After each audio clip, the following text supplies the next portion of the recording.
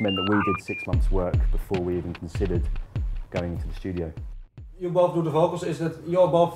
Is everyone responsible for the themes presented by the singers, or is it mostly your? Yeah, it's mainly Bridgette does the singing on this album. Okay, and Steve does a bit. But lyric-wise, is that also your duty, or is it?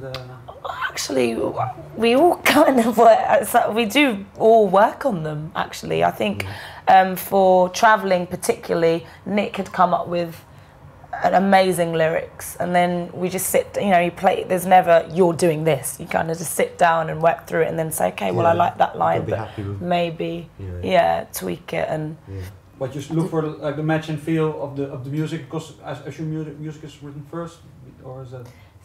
Again, it depends on the song. Sometimes it starts with a vocal line. Sometimes it's a you know, yeah, and then sometimes it's a violin or a trumpet line. Yeah, it can be absolutely anything. Yeah. There are times when I feel like you have to pull it back, like, you know, I think you do have to remember what the essence of Oi Va Voi is and what it stands for, but it happens so naturally anyway. But occasionally I personally had to be like, actually that's not quite Oi Va Voi, even though it's good, it's not quite right. And then, but it's so easy to be pulled back because there's so many people in the band who can drag you back. Okay.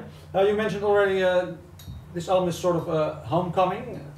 Do you maybe think, if you can predict the future a little bit, you will follow to continue this road? You will continue to follow this road in this style, maybe that you. You mean on our future recordings? Well, yeah, maybe. Do you feel with this album that you achieved something that you are definitely want to continue? I think I feel personally we've achieved something on this album. Whether it, who knows what the next album and the next album. We haven't really started thinking about the next album yet. But I mean,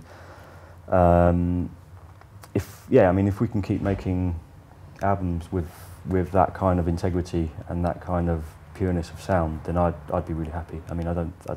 Yeah, that's. I think it's more of a sort of evolution, really. I mean, that's what we do. We just write music. We just like to make music, and so we'll just keep making music, and then the ones which are the strongest will survive. Yeah. And that's kind of, you know, I don't think I think when you try to consciously decide what a song should do, it's kind of a bit. It's not starting right, because it's got to be a natural kind of it's got to just come out, I think. But maybe to put it differently, is there some things or some experience that you have maybe just in the production or in the recording process that you definitely want to evolve more? Yeah, well, I really liked being in the synagogue, actually. Some of the stuff on the album is literally was taken from the pre-production bits, but actually, that sounds really good. Let's just use it. It's like great, you know, because I'd like to do more recording in that environment where it's more relaxed. Outside of the studio, we did that quite a bit. It was pretty much a perfect.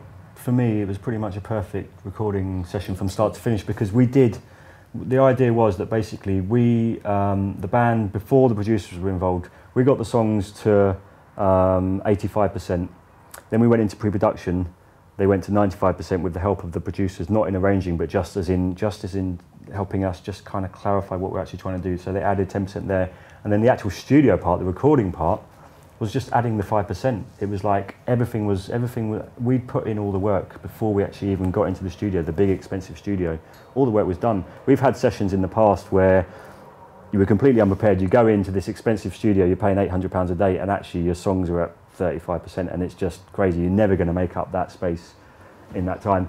But the concept of having everything at that point before you even go into pre-production is great. It just meant that we did 6 months work before we even considered going into the studio. And it is an economical thing, you know, in this day and age. What we've done it on this album is we've basically made the album ourselves, and we've sort of circumvented the record industry, and we don't actually need to sign a deal to be able to make an album. We made the album first, and then wait for people to. Yeah, it was a reaction. It was partly a reaction to the world that bands live in now. That you can't. We could have got a record deal, but a lot of bands can't get record deals. So in a way, we had to think about it another way. We had to be much more organised, because there wasn't a record company who were just going to say, well, there's a load of money, go and sit in the studio and make an album. We couldn't do it like that. We didn't have the money, so it was a case of we'll work with each other at each other's houses and build the songs to the point where they're ready to go into that studio. And that, I think, it's a real reaction to the world we're in now. And that's why the actual recording process was so smooth, and it's incredibly empowering to be able to do that.